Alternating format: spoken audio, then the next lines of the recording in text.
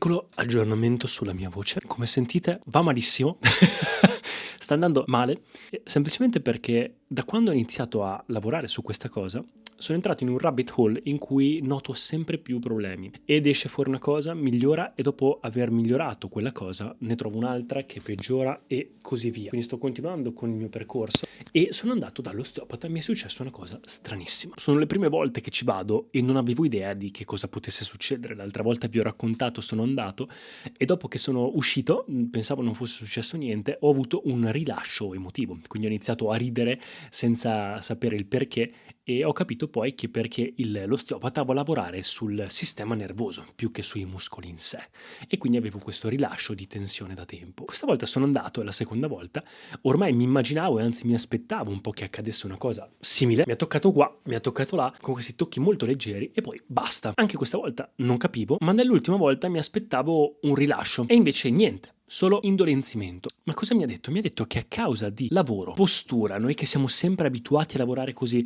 senza accorgercene, a stare chiusi, mi ha detto che sono tutto bloccato nella parte della gabbia toracica. Quindi nonostante io in questo periodo sto cercando di lavorare, perché vi spiego, è iniziato il tutto dicendo voglio provare a sistemare la mia voce perché ho sempre fatto fatica tanto a parlare. E siccome mi piacerebbe continuare col teatro, continuare col canto e siccome utilizzo la voce per fare i video, mi piacerebbe avere una voce risonante che funziona.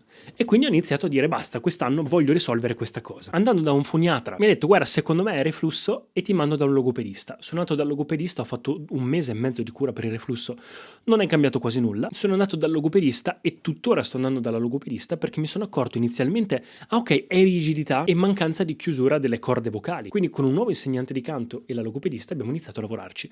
Sono migliorato devo dire molto, ma tuttora non sono arrivato a un punto in cui sono con una voce giusta. Quindi ho iniziato ad andare da un osteopata perché la lingua e durante gli esercizi iniziavo a sentire a volte dei dolorini qua attorno alla laringe. L'osteopata mi ha fatto capire che in realtà molto probabilmente questo reflusso che sento, queste cose che mi creano questa bocca, questa saliva diciamo densa, amarognola che mi impedisce di parlare, di articolare bene, sono tutte dovute non tanto al cibo ma a un qualcosa di meccanico, a una postura tesa, sbagliata. Io che ho lavorato tantissimo sulla postura, che ho fatto nuoto agonistico praticamente fino a 20 anni, ero un po' così quando me l'ha detto ma poi ho capito che in effetti almeno avevo qualcosa su cui lavorare. Quindi ho iniziato a lavorare sulla parte di logopedia mentre lavoravo sulla postura e mi sono accorto che avevo delle cose che mi hanno sempre detto ma che non sono giuste. Ovvero, prima cosa ad esempio il mewing. Come vi ho sempre detto di tenere la lingua sul palato. Ma ragazzi, la punta della lingua deve stare sul palato. Quando vi dicevano deve essere tutta la lingua su, si rischia veramente che senza accorgersene si spinge la lingua e si crea una tensione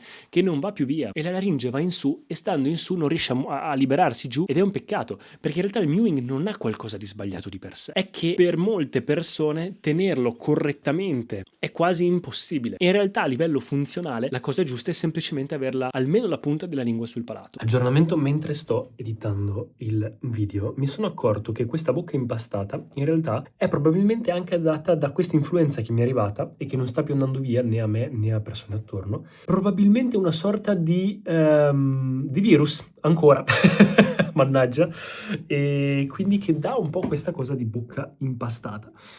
Quindi in realtà probabilmente non è la stessa bocca impastata che avevo tempo fa, perché quella l'avevo risolta, ero migliorato, la mia voce era migliorata, ma è più data da questa cosa.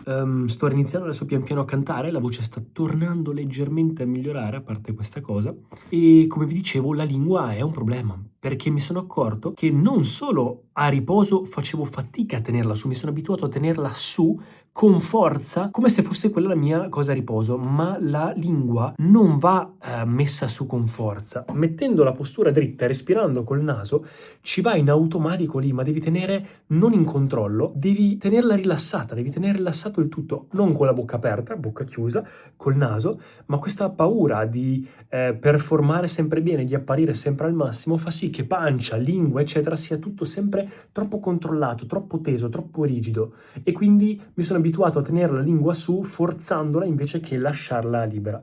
E adesso l'ho imparata a lasciare libera da un paio di giorni, anche prendendo questo nuovo integratore per il cortisolo che aiuta con le tensioni, eccetera. E ho sentito una sensazione di sollievo, di rilascio in bocca, sul palato incredibile. Quindi mi raccomando, non cercate di controllare troppo. Per questa cosa di voler apparire comunque sempre al massimo o di non fare errori, si forza dove non si dovrebbe. Fidatevi un po' di più del vostro corpo, imparate a rilasciare, a stare tranquilli, avere la respirazione comunque piena, la pancia rilassata, la bocca e la lingua rilassate, e la lingua comunque a riposo è flessibile, a volte a metà, a volte giù, a volte su, tendenzialmente in stand-by, in modo tono attivo dovrebbe stare con la punta, come vi dicevo, sul palato, ma non è sempre detto, non è sempre così, la lingua deve essere flessibile e soprattutto se io sono abituato sempre ad averla forzata su, è normale che adesso per un periodo sto cercando di ribilanciare e rilassandola un attimo giù. Ma se una persona normalmente è abituata a tenerla flessibile, può stare tranquillamente in stand-by, a riposo, non sentendo nessuna tensione, anche con la lingua sul palato.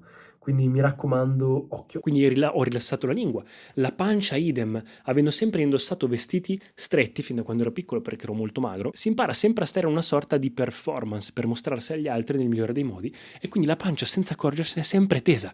E quando mi sono accorto che rilassando la pancia si crea più spazio per il diaframma per muoversi, e quindi non crei più questa spinta che manda su un'aria acida di reflusso che poi ti rovina la voce, questa cosa cambia tanto. E inoltre il respiro, fin da quando siamo piccoli ci insegnano sempre di respirare dalla pancia, e respira qui sotto quando fai canto, quando ho fatto teatro, tutte quelle cose di cui vi parlo sempre. E invece sì, da una parte è giusto, ma allo stesso tempo noi che siamo sempre chiusi, come vi dicevo, se non impariamo ad aprire e respirare quindi in tutta questa zona senza alzare le spalle, senza usare il collo, ma respirare a 360 gradi utilizzando anche il dietro, utilizzando i lati, utilizzando tutto il corpo, rimaniamo bloccati e rigidi e creiamo tensione. E quindi mi ha cambiato un sacco, sto lavorando adesso su queste cose. Purtroppo ho preso l'influenza per qualche motivo e quindi sono bloccato anche dagli esercizi che sto facendo. Mi sono comprato anche un vocal trainer, sembra una sorta di fischietto, ovviamente ha vari livelli, tu lo regoli e fai degli esercizi vocali suonandoci dentro, diciamo. Quindi puoi regolarlo, è un po' come una cannuccia. Di solito si utilizzano le cannucce, ma questo è regolabile. Inoltre sono andato dal dentista anche per assicurarmi che non fosse questa tensione una causa, questa bocca, una causa di tensione data magari dalla masticazione ed altro, e anche lì mi ha confermato, no guarda, è tutto assolutamente ok. Ho iniziato a usare anche il bite notturno, che mi aveva dato ancora il dentista anni fa dopo aver tolto l'apparecchio, e quindi in realtà tutto ok. Ho iniziato anche a provare ad andare da un chiropratico, vi farò sapere come va. Comunque tutti piccoli esperimenti che sto facendo sulla voce, sulla bocca eccetera, per capire cosa va, cosa non va, e mi sono accorto alla fine proprio di queste cose.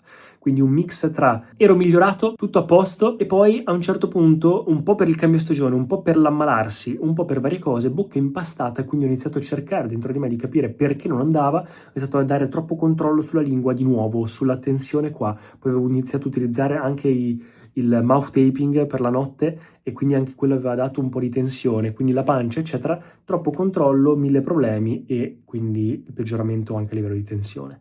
Adesso invece pian piano rilassando, imparando a capire che c'è anche una questione probabilmente di virus e tutto, sto già iniziando a vedere risultati positivi. Quindi ho tolto comunque dei trigger come il dentifricio, prendendo quello più, non prendendo un dentifricio che dà fastidio, ma prendendo un dentifricio comunque che idrata, piccole cose ma comunque che aiutano. E quindi adesso sto lavorando un po' su quella cosa appena mi torna la voce, quindi imparare a rilasciare tutto, creare spazio ad allungarmi, riscrivere un po' queste abitudini non è facile, ma quando sono tornato poi dall'osteopata, ho iniziato a lavorare su queste cose, mi sono detto ma scusa, io comunque durante lo yoga che faccio ogni singola mattina, durante la meditazione, faccio già degli esercizi di respirazioni complessi, perché non provo a utilizzarli anche per creare più spazio nella gabbia toracica eccetera. Quindi ho provato a prendermi un po' più di calma e farli con una certa consapevolezza, con più tranquillità e respirando bene in ogni singolo esercizio, e vi devo dire ragazzi che è cambiato tutto. Il rilascio emotivo che non ho avuto il giorno prima ce l'ho avuto il giorno dopo. Mi sono ritrovato dopo la meditazione totalmente in lacrime, a terra, distrutto, continuando a ridere come un matto, come se fossi veramente fatto. Mi sono sentito come quando ero in India e mi sentivo totalmente presente, non più nella testa, ma a sentire gli odori,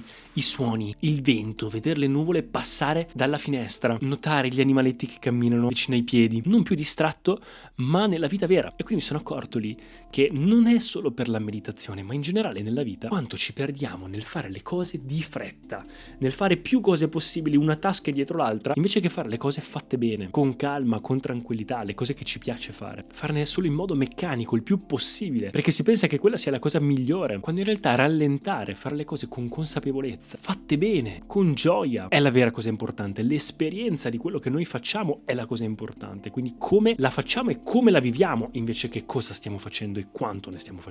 Per quanto tu provi a imparare a tirare, muovere su una porta, se c'è scritto spingere e non ti prendi il tempo per leggere e fare la cosa giusta, puoi fare movimenti all'infinito ma non farai il movimento giusto. Quindi le cose non funzionano se fai le cose fatte a caso o di fretta, dando la giusta attenzione. E mi sono accorto quindi di quanto i nostri occhi siano abituati a essere distratti mentre la vita passa. In realtà passa e non ne abbiamo vissuta praticamente nemmeno un po', siamo sempre nella nostra testa. Anche solo ad esempio prendere il telefono ogni volta che siamo annoiati, dobbiamo sempre avere qualcosa da fare. E quindi mentre io sto continuando a lavorare su questa cosa, fare esperimenti sulla voce per migliorarla e capire e lavorare su queste cose, mi raccomando, anche te impara questa cosa, impara a lasciare andare, a fare le cose più con calma, a rilassare la pancia, a rilassare gli occhi, a prenderti cura di te, anche della tua postura, imparare a respirare bene e a goderti un po' più la vita, perché la vita non ti stai preparando per viverla al meglio, è già adesso.